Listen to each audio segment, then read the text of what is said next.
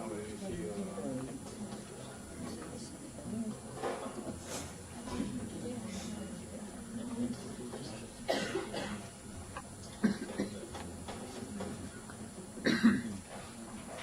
Bon, ben à tout le monde, très bonne année. Bonne année. Beaucoup de bonne santé, d'entreprises qui se portent bien aussi. Et puis, venez nous voir souvent ici à DBF. C'est toujours avec plaisir. Aujourd'hui, on vous offre le champagne, on vous offre aussi quelques flyers que notre invité ce soir a amené. Il en parlera un petit peu plus tard, mais il y a un prix Cisco sur lequel vous pourriez peut-être vous renseigner. Rapidement, les petites annonces de service. Notre prochain événement sera le 4 février prochain. Nous avons Alain Osman, qui est le président d'un hedge fund qui s'appelle Lion Capital, qui vient nous parler. Entre-temps, pardon, Osman Bani, c'est exact, qui vient nous parler. Mais pour l'instant, notre invité ce soir, je crois qu'on ne va pas nous accuser de recycler trop souvent nos invités, parce que la dernière fois qu'il est venu ici, j'ai regardé ça rapidement, c'était le 13 septembre 1999. Donc, une décade s'est passée, presque, donc, et beaucoup de nouvelles aventures se sont écrites. Donc, on s'est dit que ce serait le moment de le ramener, surtout un jour où il est depuis assez peu, en fait, avec une société bien connue qui est Cisco. Oui, une PME qu'on connaît tous, et où il est en charge d'en fait, créer des startups dans Cisco. Donc je ne vais pas décorer trop le sujet, mais je vais juste passer la parole à Didier Moretti, qui depuis l'époque où il nous avait rendu visite, où il était à Anuncio, est passé à travers plusieurs sociétés, des startups et d'autres. Et maintenant aujourd'hui dans beaucoup. Donc Didier, commençons par le commencement. Tu es né à Beyrouth. Beyrouth. Et tu as donc étudié pendant un moment à Beyrouth. Oui, dans un lycée. Oui. Et c'est à quelle époque tu t'es retrouvé en France? Tu as fait X? Oui, j'ai fini ma terminale en France. J'ai fait prépa, j'ai fait X. Et après ça, je suis venu ici, j'étais au MIT. Ça va trop vite là. Hein? À Lyon, au lycée du Parc. La transition entre Paris et ici, s'est passée comment d'abord? C'est dur. Tu m'as dit que tu as chacun. Alors, beaucoup de nos invités ont travaillé à la fois en France et ici aux États-Unis. Ouais. Et quand je parlais plus tôt avec Didier, il m'a dit non, j'ai pas vraiment travaillé en France. J'ai dit, tu es sûr? Ouais. Et alors je crois qu'il a eu une petite expérience en France. Oui, j'ai fait juste un stage de 2 mois à l'EDF. C'est pas pour les entreprises. Innovantes, oui. À l'époque surtout. Et donc nous étions 2, on avait un stage de 2 mois, de donner un projet à faire. Et on a complété le projet en 2 semaines et ça ne leur a pas plu du tout. On leur a demandé du travail, un nouveau projet, mais non, on n'allait pas faire ce travail de quelqu'un d'autre. Donc on n'a rien fait pendant 1 mois et demi après. Voilà la somme de mon expérience professionnelle en France. Oui, François Bernier. Ah, le voilà. C'est vrai, ces choses-là. C'était autrefois, ça. Oui. Il y a bien longtemps. Depuis, la privatisation est arrivée, on est un peu de côté. Et en fait, ce qui est amusant, c'est que la personne qui s'occupe du compte EDF à Cisco m'a contacté juste avant les fêtes. Parce que si on est VP à Cisco, il faut être sponsor d'au moins 1 ou 2 comptes. Donc il m'a contacté pour voir si je voulais être sponsor de EDF. Et je les rencontre à la fin de ce mois-ci. Très bien. Donc un bref passage en France dans le domaine des affaires, et puis ensuite venir ici pour une société qui s'appelait, peut-être qui s'appelle toujours d'ailleurs, UP Networks. Oui. Oui, donc j'étais au MIT, je voulais faire une start-up. Rentrer dans une start-up à l'époque du réseau de networking, de Global Area Network. Et la plupart d'entre elles étaient ici, et donc je suis venu ici. À l'époque, je pensais passer 2-3 ans, et voilà. J'y suis toujours. Et ma première société, j'ai eu beaucoup de bol. J'ai joint, elle passé public 3 mois plus tard. Et les options étaient accélérées? Oui, donc je me souviens très bien, ce jour-là, il y avait une fête dehors, pas mal de boissons, pas mal de gens, il y avait un petit étang, pas mal de personnes ont fini dans l'étang. Mais je me souviens bien, il y avait un type qui avait pas mal d'expérience dans la Silicon Valley, qui vient et qui me dit, mais je connais quelqu'un qui va écrire à ses parents que les Américains croient au Père Noël ce soir. Je venais juste d'arriver et boum, j'ai eu pas mal de voix. Tu as passé du temps donc, au MIT, côté école d'ingénieur. J'ai fait les deux. Mais également côté MBA, c'est ça? Avec les deux. Tu as des réflexions sur le contraste, les différences entre une école d'ingénieur telle que tu en as connue en France et une école d'ingénieur telle que tu en as connue à Boston? MIT, je ne recommande pas. Oui. Oui, MIT, très intéressant, c'est très pointu, mais est-ce qu'il y en a qui ont été au MIT ici? Point de vue social, c'est pas vraiment ça. C'est assez spécial, assez particulier. J'avais été, en fait, une des raisons pour laquelle je suis venu ici, c'était pendant que j'étais au MIT, j'avais des amis à Stanford, et je suis venu passer une semaine en visite, et j'ai vu Stanford, pour moi c'était le Club Med. C'était Club Med, il n'y a absolument rien à comparer. C'est pour ça que je suis venu ici. Alors, il y a une chose que je ne connais pas, est-ce que le MIT, dans les entreprises américaines, ou les entreprises de la Silicon Valley en particulier, donne un certain cachet? Est-ce qu'il y a un réel network d'alumni, ou est-ce que c'est assez différent? Oui, un certain, mais ça n'a rien à voir avec le cachet en Europe. Des grandes écoles en Europe. Un peu au départ, un peu. D'accord. Donc, UB Networks, c'est une victoire rapide? Oui, enfin j'ai eu de la chance, oui. Et j'y suis resté longtemps, je suis passé 10 ans et demi. J'ai commencé comme ingénieur. Petit à petit, j'ai dirigé tout le développement du software de la boîte et puis j'ai fini par être general manager d'une division de la société. J'ai fait ça pendant 3 ans. J'ai passé 10 ans et demi, on a vu un peu de toutes les couleurs, on est passé public, on a marché très fort, on a marché très mal, on a marché comme ci, comme ça, c'était acheté par une boîte à l'époque qui s'appelait Tandem Computer, qui s'était acheté après par Tech, qui s'était acheté par Compa, qui s'était acheté par HP.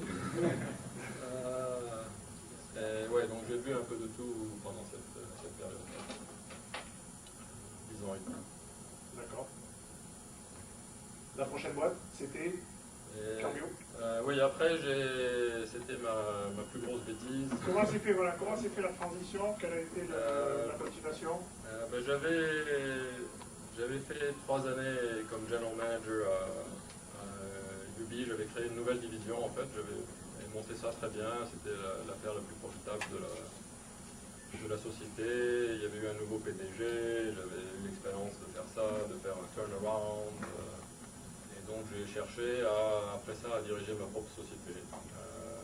Et quand j'étais à UB, j'avais aidé quelques venture capitalists à évaluer des sociétés. Et donc de ci, de là, j'ai eu vent de quelques opportunités. Et j'ai fait une bêtise parce que j'ai choisi une société où j'ai pas fait ma propre, comment dit-on, due diligence, ma propre évaluation. Je me suis fié à l'évaluation des investisseurs. Enfin, je connaissais les investisseurs très bien, enfin au moins l'investisseur principal.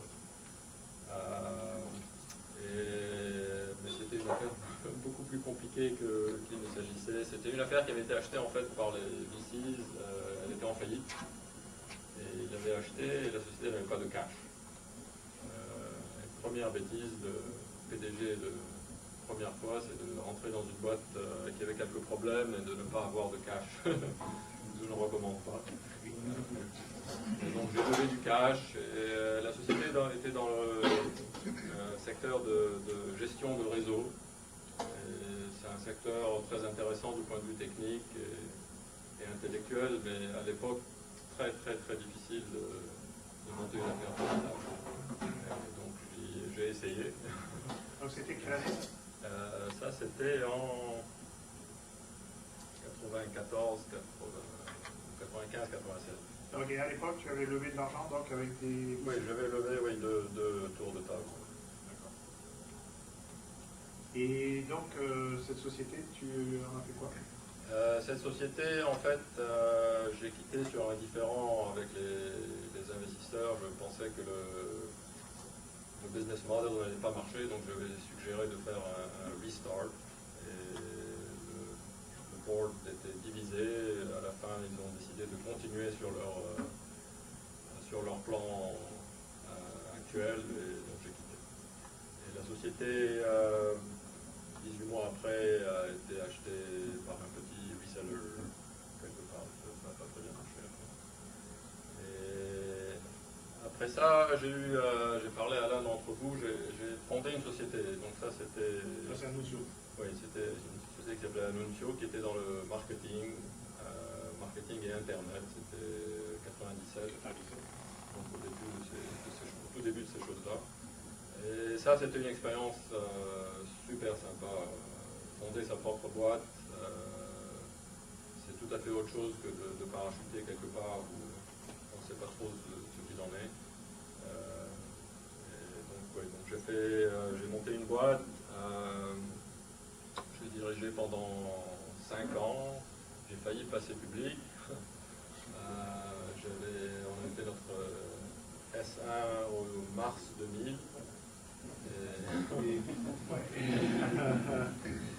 Juste, oui. Donc quand on a marché très très fort, donc on s'occupait de marketing et d'internet.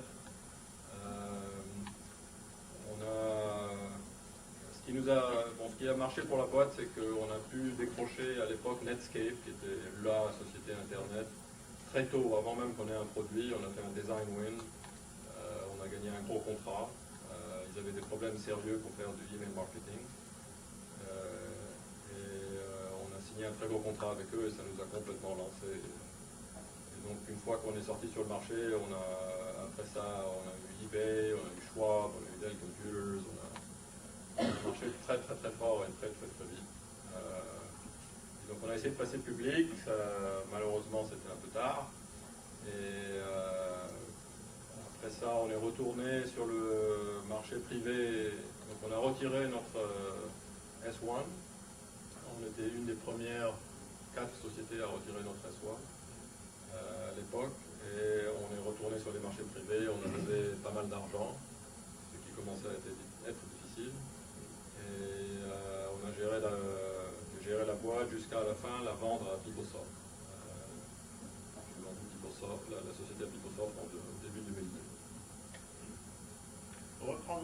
Ramène-nous un peu dans le temps parce que on a vécu ça, mais peut-être pas tout le monde dans cette salle était ici à la fin des milieux et fin des années 90. Tu as fait grandir Annunzio de 97, donc un départ, une start-up, à quasiment passer public en 2000. Oui, début 2000. Tu dois avoir des histoires incroyables à raconter sur la croissance, sur comment t'embaucher les gens, la croissance, comment t'as levé de l'argent. La fin des années 90, c'était... La croissance, oui, on était très... J'ai dirigé l'affaire, on est resté petit et n'a pas dépensé beaucoup d'argent jusqu'à la fin 99. On a lancé notre produit au tout début du deuxième trimestre 99, donc on a eu 6 mois de vente. En 99, ça a marché de manière extraordinaire. Et donc janvier, on a décidé de passer public après juste 2 trimestres de vente. Mais ça a choqué personne. Pardon? Ça a choqué personne. Non, à l'époque, pas du tout. Oui, il y avait 2 trimestres. Oui, c'était très amusant parce qu'à l'époque, j'avais été invité à parler à une retraite d'un groupe de venture capitalists avec leur limited partners. Il y avait 2 sociétés qui présentaient dans leur portefeuille, moi et une autre. Et l'autre PDG fait sa présentation, super excité, belle histoire, etc. Tout le monde écoute, très bien. Et à la fin, après ça, je lui demande, bon, et combien de revenus jusqu'à présent? 12 000 $. C'était... Bon, donc, début 2000, on a décidé de passer public et aussi d'engager beaucoup de monde parce qu'une fois public, à l'époque, on ne pouvait plus engager. Et j'ai engagé 150 personnes en 4 mois. Et le critère d'entrée, c'était quoi? Non, en fait, c'était ce qu'on a... Non, c'était... ce qu'on a fait, c'est qu'on avait ciblé les meilleurs éléments. En fait, parmi nos cibles, c'était PeopleSoft. On a engagé leur vendeur numéro 2, leur numéro 1 Systems Engineer. Et une fois qu'on engage, enfin, notre stratégie, c'était de faire ça. Une fois qu'on engage ces personnes, après, eux attirent des foules. Et donc, j'étais presque dehors PeopleSoft avec mon aspirateur. Et donc, on a ciblé d'autres sociétés comme ça. Et c'est surtout comme ça qu'on a pu engager pas mal de monde. Donc, en 2002, il y en a pas mal qui sont rentrés à la maison. Oui, donc j'ai atteint 260 personnes. Et donc, j'ai tenu ça jusqu'en 2001, janvier 2001, boum. Tout à coup, c'était quelqu'un avait éteint un changement dramatique et donc on a eu pas mal de layoffs, licenciements. Mais on a tenu bon, on a vendu une partie de notre affaire parce qu'on faisait à la fois du logiciel d'entreprise et à la fois du software as a service. On faisait les deux, donc on a vendu notre affaire de software as a service. Et on a continué à accroître notre affaire de software en 2001, malgré le marché difficile. Mais à l'époque, c'était clair. Pour nous, quand j'avais commencé la boîte, on avait plusieurs scénarios de croissance. Notre scénario le moins favorisé était celui où les grosses sociétés telles que PeopleSoft, Siebel ou Oracle ou autres arrivaient à adresser le marché Internet et à le consolider. Et bon, c'était clair en 2001 que c'est ce qui allait se passer. Et donc nous avons délibérément approché d'autres sociétés pour chercher, une fois qu'on a vu qu'on ne pouvait pas passer public, donc pour chercher à fusionner avec d'autres, on a fini chez PeopleSoft. Et même cette époque de fusionnement, il y avait des moments intéressants. Par exemple, on était avec une société, pour placer un peu, on est avec les banquiers, ils font leur exposé, etc. À la fin, ils disent, on vous offre 350 millions de dollars pour votre société. Bon, en titre, hein, si c'était en cash, j'aurais signé tout de suite. Et j'ai dit, j'ai fermé ma valise, j'ai quitté la salle, j'ai dit, vous perdez mon temps. Parce que j'avais fait une discussion avant ça avec le PDG. C'était une société qui ferait en bourse en Europe avec une valeur marché mirobolante. Et donc j'avais parlé en pourcentage. Et ils sont revenus à l'attaque avec 550 millions. Mais on n'a pas fait le deal. Une raison pour laquelle on n'a pas fait le deal, c'est que ils ont fait leur due diligence sur la société, on a fait un peu de la nôtre sur la leur, et j'ai très vite réalisé qu'il n'y avait pas moyen pour eux d'atteindre leur cible de vente dans le trimestre d'après. C'était une société qui s'apprêtait à faire un secondary offering sur Nasdaq, donc elle était cotée en bourse en Europe, elle s'apprêtait à s'introduire sur le marché aux États-Unis, donc ça allait faire des procès pour catastrophe. Enfin, pardon? Non. Il existe peut-être, mais complètement changé. Et donc on a regardé ça, on a regardé 2-3 autres possibilités de fusion, et c'est très difficile de faire ça quand on est une start-up, de faire ça sans démotiver tout le monde. C'est beaucoup d'énergie à investir aussi. Mais, et on a fini, donc on a approché PeopleSoft délibérément, on fait ça comme une campagne de vente en fait. Donc on avait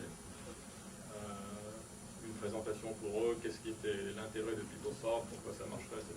Et on a conclu un deal assez rapidement. Ils avaient décidé d'investir dans ce marché.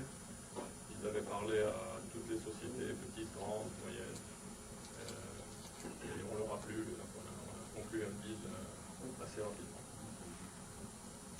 Et donc ce qui est sympa, enfin pour moi au moins, c'est bon, on a fait un deal qui c'était pas le deal extraordinaire qu'on aurait pu faire en 2000 bien sûr, mais qui était beaucoup mieux que ce que les investisseurs pensaient pouvoir faire à l'époque. Et surtout, le produit existe toujours. Donc c'était en 2002. PeopleSoft a été depuis racheté par Oracle. Oracle a aussi acheté Siebel et d'autres sociétés. Et toujours mon produit est toujours vendu aujourd'hui par Oracle. 6 ans plus tard, c'est assez sympa. On passe à Red Seal. Oui. Bon, après, en PeopleSoft, je ne voulais pas rentrer, j'étais pas intéressé de rentrer chez eux comme employé. J'ai prévu une année de vacances, j'ai pas mal voyagé, fait pas mal de choses. C'est là où tu as pris l'art du kitesurfing. Un peu plus tard, oui. Voilà. Et après ça, j'ai refait une start-up. Bon, j'avais commencé dans les réseaux, j'avais fait de la gestion de réseau, puis après j'avais fait de l'application de marketing, rien à voir. J'aurais aimé rester dans ce secteur, mais c'était à l'époque presque impossible de trouver des sociétés intéressantes. Et donc je suis retourné plutôt dans l'infrastructure. J'ai joint une société toute petite qui venait d'avoir leur premier financement sécurisé de 8 millions de dollars comme PDG et qui s'occupait de information security, d'aider les grosses sociétés à quantifier le risque informatique et à gérer le risque informatique. Comment tu l'as trouvé cette société? C'est les VC qui sont venus te voir et qui ont dit je connais un gars qui veut savoir.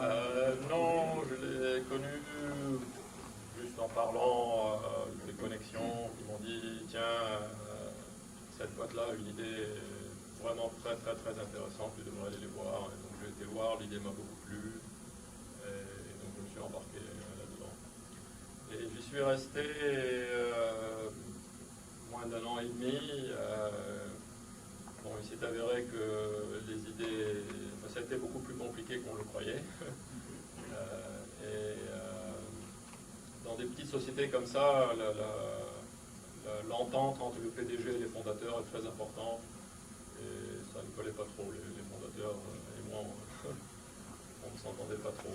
Et donc j'ai fini par quitter. J'ai fait du conseil pendant 1 an et demi. Après ça, en partie pour avoir la flexibilité de mon horaire, j'avais un bébé qui était né prématuré, donc il avait besoin de pas mal d'attention. Donc ça m'a permis de passer du temps chez moi. C'est ça, Catalyst? Oui, c'est ça. Ouais. C'est la boîte que tu as montée pour faire les consultings. Oui, les pays du consulting. Donc j'ai travaillé avec une panoplie de sociétés qui faisaient ou du consumer, ou du software as a service, ou du enterprise. Les aider à ou lever de l'argent, ou à développer leur stratégie de marché, leur stratégie de produit, engager des équipes. Ça m'a pas mal botté, j'ai fait pas mal de choses en peu de temps. Après donc 1 an et demi, j'ai pensé que c'était le temps de me remettre à quelque chose de plus permanent. Et j'ai décidé, avant de chercher une autre opportunité de PDG donc dans une start-up, de passer 3 mois à chercher tout à fait autre chose pour changer. Et j'ai contacté Cisco, où il y a un groupe, je connais pas mal de gens à Cisco, il y a un groupe qui s'occupe de technologies émergentes. Donc il crée en fait des startups, mais au sein de Cisco. Ce sont donc des startups où il y a des employés qui vont devenir des business units de Cisco.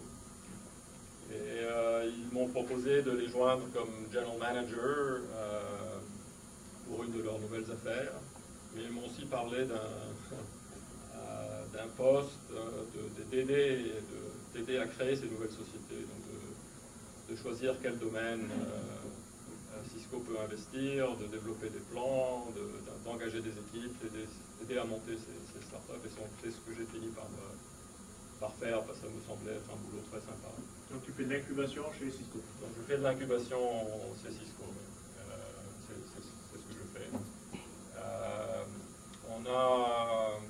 C'est super intéressant parce que Cisco est dans Cisco, c'est une société de réseau qui, il y a 5-10 ans, faisait que du réseau, mais qui depuis fait beaucoup plus de choses.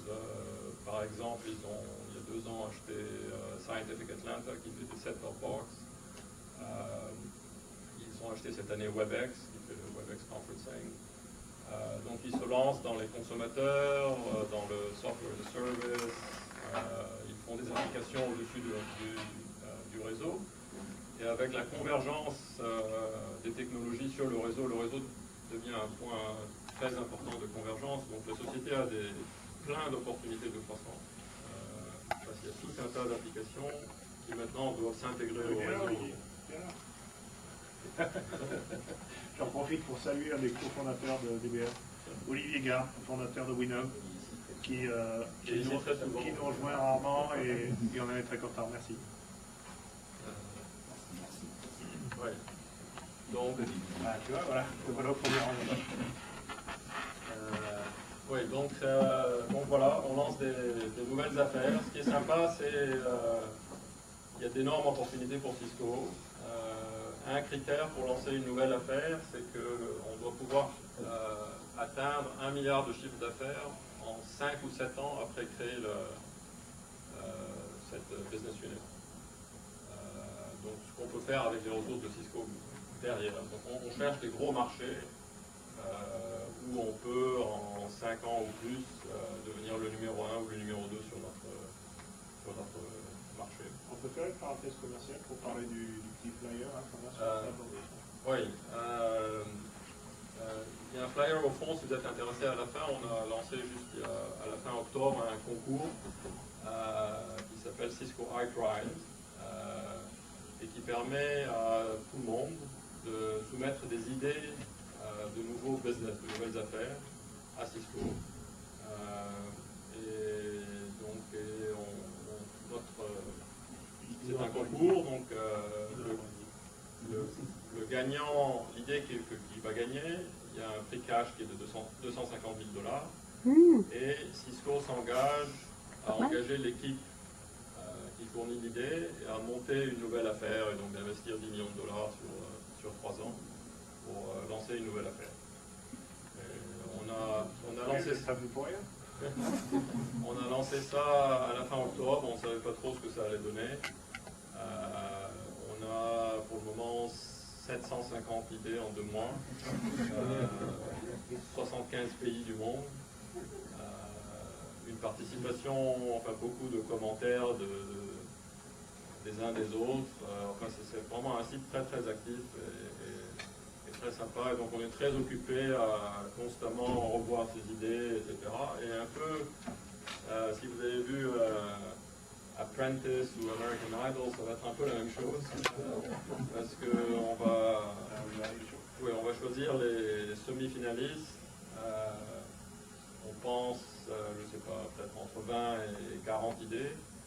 Et pour cela, on va leur établir un espace de collaboration sur WebEx et leur demander de faire des présentations sur WebEx, des vidéos on demand. Et on va utiliser ces présentations pour choisir parmi les semi-finalistes, les finalistes, jusqu'à 10 finalistes. Et les 10 finalistes, nous les aiderons à formuler leur business plan. Et après quoi, nous les prendrons à un site de téléprésence. La téléprésence, c'est de video conferencing, mais à très haute qualité. C'est presque la présence virtuelle. Donc on leur paiera le voyage jusqu'au site le plus près, là où ils soient dans le monde.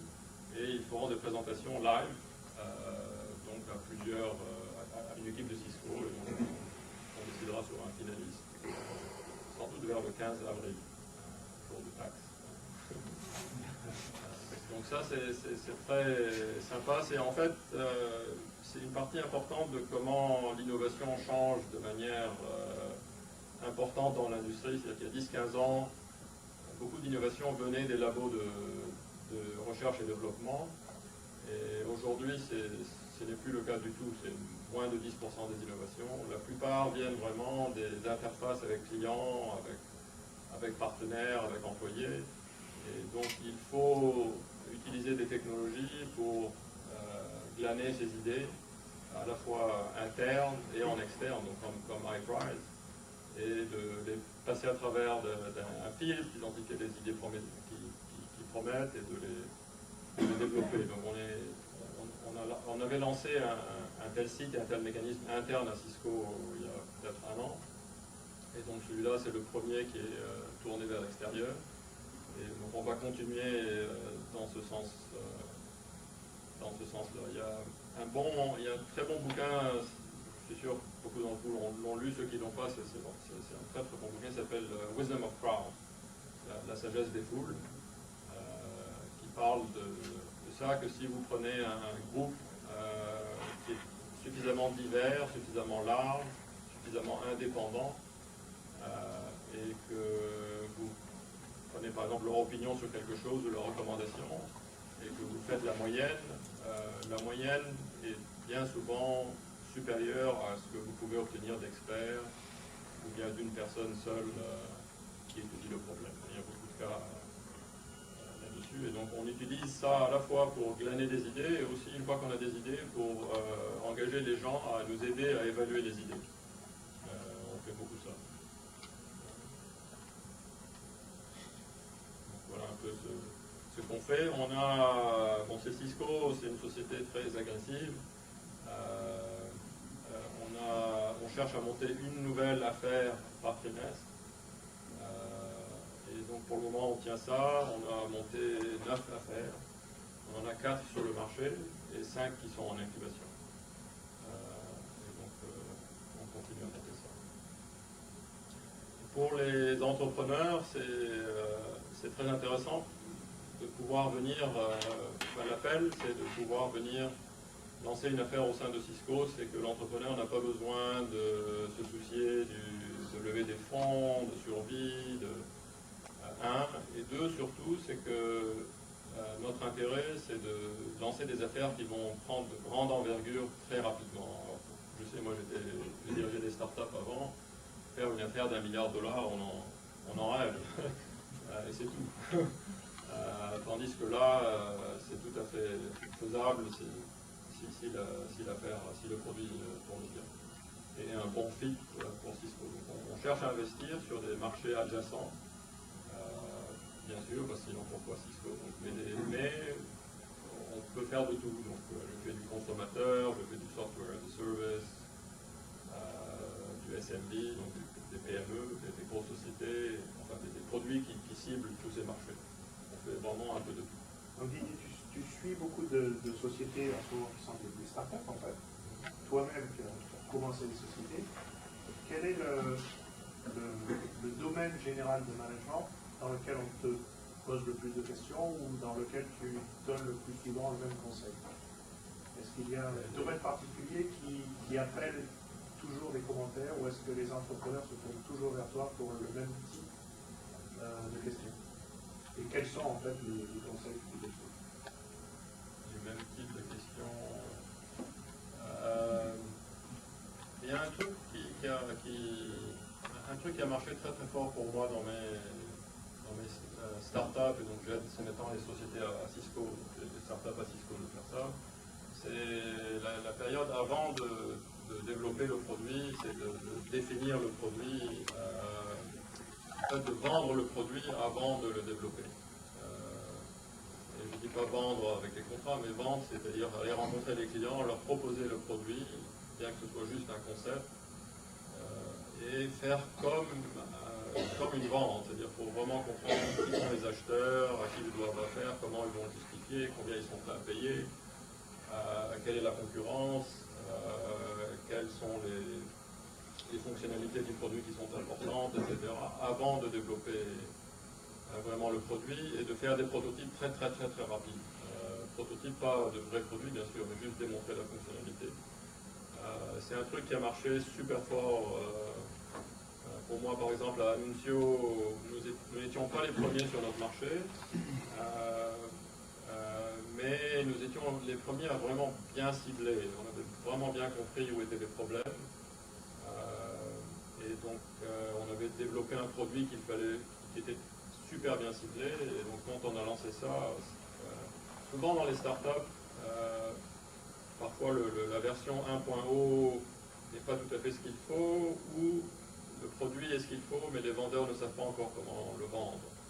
Et donc ce processus nous permet à la fois d'apprendre comment vendre et de s'assurer que le produit est vraiment ce qu'il faut.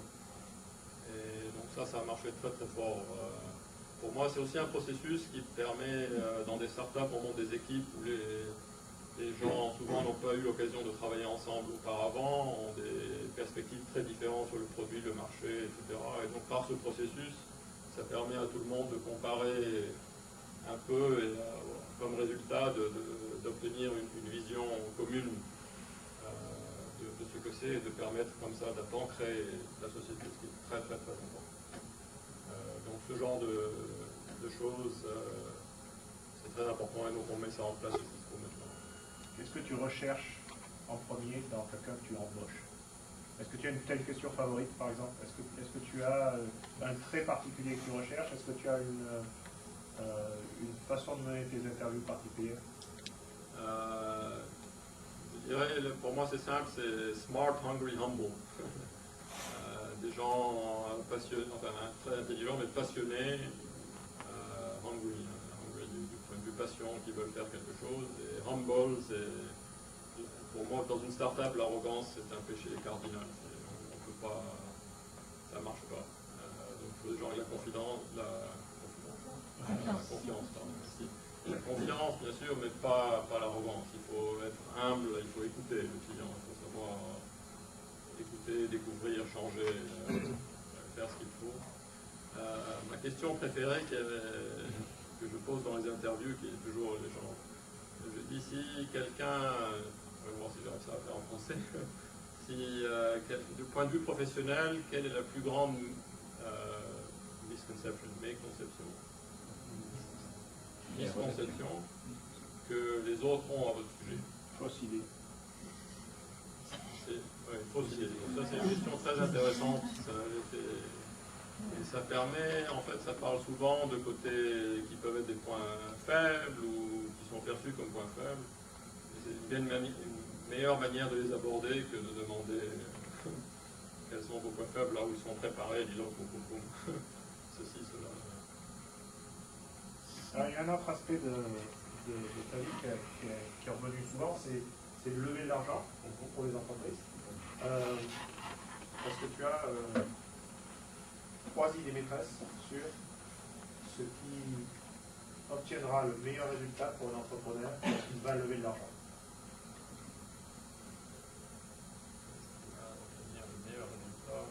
Comment va-t-il avoir le plus de succès avec le capital risqueur que tu as rencontré en présentant sa société?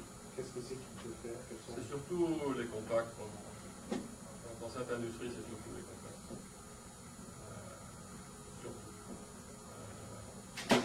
Et être au bon moment avec la bonne idée. C'est pas de mystère. C'est les contacts et être au bon moment avec la bonne idée. Et parfois, vous avez la bonne idée, mais les investisseurs ne pensent pas qu'il s'agit de la bonne idée. Parfois, c'est l'inverse.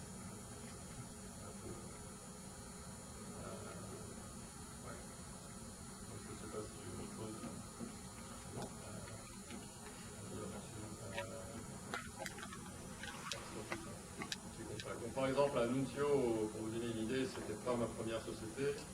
Et pour la montée, tout ce que j'ai fait, c'est 10 slides et une spreadsheet qui mettait mes dépenses à 12 mois. Et là-dessus, j'ai levé 3,5 millions et on est parti. Bon, c'était en 97. 10 ans. 11 ans.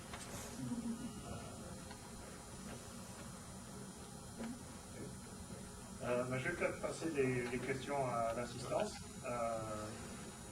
sur le programme de Cisco, le parcours de Didier Moretti. Si vous avez une question, allez-y. J'ai une question. Est-ce que vous pouvez donner des exemples de business que vous avez lancés récemment chez Cisco, les 4-5 business qui sont sur le marché aujourd'hui? Est-ce que vous pouvez donner des exemples? Plus globalement, est-ce que Cisco a par rapport à cette activité d'incubation, est-ce qu'il y a une ligne directrice quand même qui ressort chez Cisco, ou c'est totalement ouvert par rapport point quelles sont parmi ces 4 ou 5 affaires qui sont sur le marché, est-ce que je peux les décrire, et est-ce qu'il y a une ligne directrice pour de nouvelles affaires. Bon, au premier, on a donc 4 affaires sur le marché, une qui est donc téléprésence, et ce truc de téléprésence c'est génial, c'est de la vidéoconférence, mais donc ça virtualise une réunion de travail, donc c'est en grandeur réelle, très low latency, donc c'est tout à fait en stéréo, enfin en bidirectionnel en audio. C'est très facile à utiliser et ça change tout dans le travail. Par exemple, je fais mes entretiens avec des gens à Washington ou je ne sais où, par téléprésence, je n'ai pas besoin de les rencontrer en personne. Nous avons engagé des gens sans jamais les avoir rencontrés en personne. Jamais. Pardon ? Juste la voix Non, juste la voix en téléprésence. Parce que c'est la même expérience que si vous êtes en face de la personne, vous voyez la même chose. Hein, s'il est, donc le eye contact, vous ne pouvez pas leur serrer la main, c'est tout.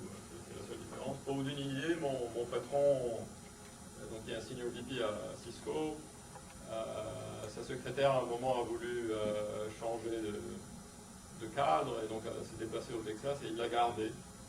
Et donc il a son bureau et à la sortie de son bureau il y a un cubicle où il y a un écran. Elle s'appelle Margaret et c'est Virtual Margaret. Et donc dans son cube au Texas, elle a la même chose, un écran. Et donc il travaille avec elle, elle est là. Elle ne peut pas faire de café ou faire des copies de documents, mais sinon elle fait tout le reste. Donc c'est Virtual Margaret. Donc Telepresence c'est quelque chose qui marche très très fort pour Cisco et c'est aussi un enjeu important parce que 1 heure de téléprésence représente plus de trafic qu'1 an de email. Donc c'est intéressant pour Cisco. C'est l'affaire qui pour le moment a la croissance la plus forte de tous les produits que Cisco a sortis. Une croissance phénoménale. On a aussi produit d'autres produits vidéo, on fait beaucoup de vidéos, de digital signage, donc si vous voyez ces signes, c'est dans les supermarchés ou autres, ou dans les boutiques, donc avec ou de la publicité ou du contenu marketing ou autre. Donc on fait de ça et on fait aussi du desktop vidéo, donc de faire un peu du YouTube ou du IPTV interne en entreprise. C'est une autre affaire qui marche très fort. On a aussi une affaire de video surveillance, où c'est un marché typique, c'est le chose typique que Cisco aime faire, c'est un marché qui est très gros, qui est fragmenté, il n'y a pas de leader, et qui est très lent à évoluer, et où il y a une transition importante de analogue à digital sur IP. Donc c'est parfait pour Cisco, donc on lance une affaire là-dessus. Et enfin, on a une affaire de first responder qui permet de faire plusieurs choses. Un, c'est tous les systèmes de first responder aujourd'hui sont proprietary, donc ils sont incompatibles entre eux, donc on permet une interopérabilité entre ces systèmes et en même temps avec aussi des téléphones cellulaires ou des téléphones réguliers et aussi de diriger la réponse à des événements. Donc ça, ce sont les 4 affaires que nous avons sur le marché. On en a 5 autres, donc en incubation, une est, il y a quelques mentions dans la presse, je vais en parler. C'est Consumer Telepresence. Donc c'est la même chose, même concept, mais pour le consommateur, ce qui permet d'avoir une expérience virtuelle quand on visite la famille ou des amis.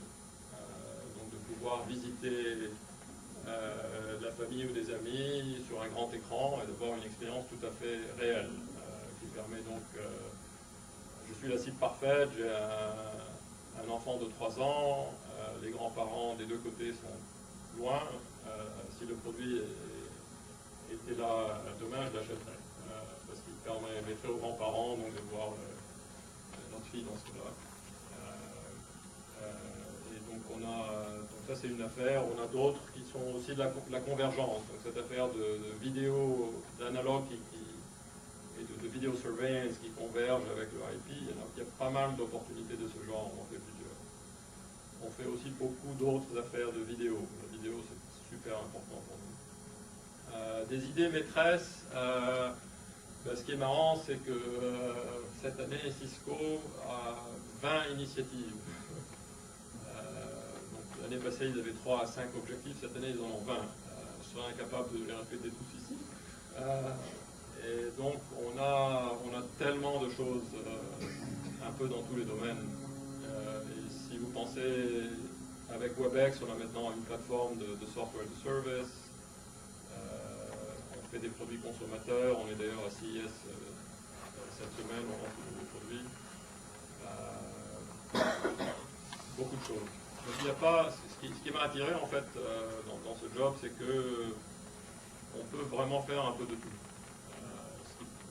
ce soit consommateur ou autre. Et donc ce qui est intéressant, c'est quelle est l'idée, qu'est-ce qu'on peut monter comme grosse affaire pour Cisco, ou Cisco peut être leader d'ici 5 ou 7 ans. Pourvu que ce soit adjacent, donc il faut que ce soit dans des marchés adjacents, c'est tout. Mais ça permet un gros éventail. Deux questions. L'expérience Responder, c'est basé sur IX. Oui, c'est ça. Mais est-ce que vous travaillez avec des sociétés extérieures à Cisco ou est-ce que c'est 1-2% de Cisco? Pour cette incubation. Oui. Oui, donc cette incubation, on crée des nouvelles business units qui sont ou complètement créées à l'intérieur de Cisco, donc j'engage des équipes, on commence, ou parfois c'est à travers une acquisition, typiquement de petites acquisitions, enfin petites ou moyennes, jusqu'à peut-être 100 personnes, ou pour lancer ça, ou une fois qu'on lance, on fait une acquisition pour acquérir un nouveau produit. On fait ces acquisitions pour plusieurs raisons. Un, c'est pour avoir des connaissances de marché qu'on n'a pas, puisque ce sont de nouveaux marchés adjacents qu'on découvre. Et deux, c'est pour ajouter des entrepreneurs, du DNA d'entrepreneurs.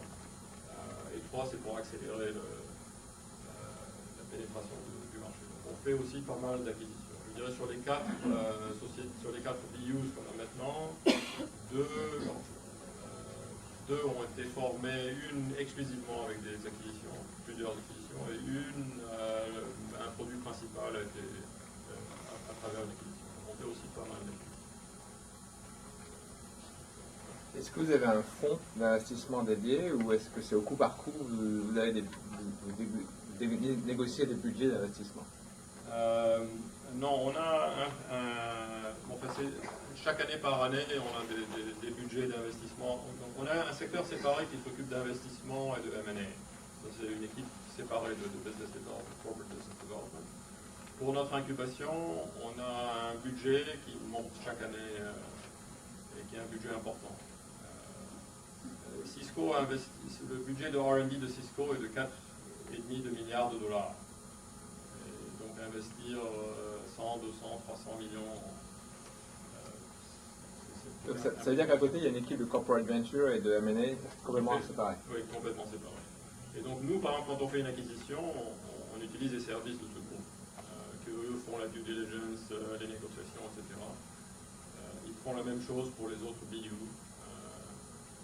Et nous, on s'occupe d'incubation. On travaille bien sûr avec eux parce que beaucoup de nos investissements vont être des investissements de fast follower. C'est-à-dire pour monter une affaire d'1 milliard de dollars, d'ici à 5 à 7 ans, ça ne peut pas être une catégorie qui n'existe pas encore, où il n'y a absolument rien qui existe, sauf peut-être si c'est très près de notre corps. Dans ce cas-là, on fait ce genre d'investissement. Mais ce sera souvent des secteurs où il y a déjà quelques startups, il y a quelques exemples de problèmes qui ont été résolus et où Cisco peut faire quelque chose à plus grande envergure. Il semble à vous écouter que la liberté de ces nouvelles initiatives, c'est de trouver de nouvelles applications. qui vont utiliser vraiment l'infrastructure. Oui, souvent, oui. C'est un peu la stratégie, l'ancienne stratégie d'Intel, qui essayait de voir les clients de ses clients qui essayaient de trouver de nouvelles applications qui pourraient require de nouvelles capacités au niveau processeur. Mais si c'est le cas, c'est quand même assez difficile à vendre au niveau de Cisco, parce que le business model de Cisco, c'est bien, c'est de vendre du hardware, etc., pas du logiciel. L'initiative que Cisco avait il y a 2 ans, la Service Oriented Architecture, ça n'a pas très bien marché. Non, pas du tout. Et alors, donc, comment vous assumez que vous avez donc trouvé une application comme Telepresence qui utilise énormément le réseau, donc qui crée une demande, comment vous pouvez la spin-off de façon à pouvoir, de façon à notre groupe. Et la deuxième question, qui est un peu rattachée à celle-là, moi, quand on écoute Sean Chambers, j'ai l'impression que vous essayez de faire les choses plus difficiles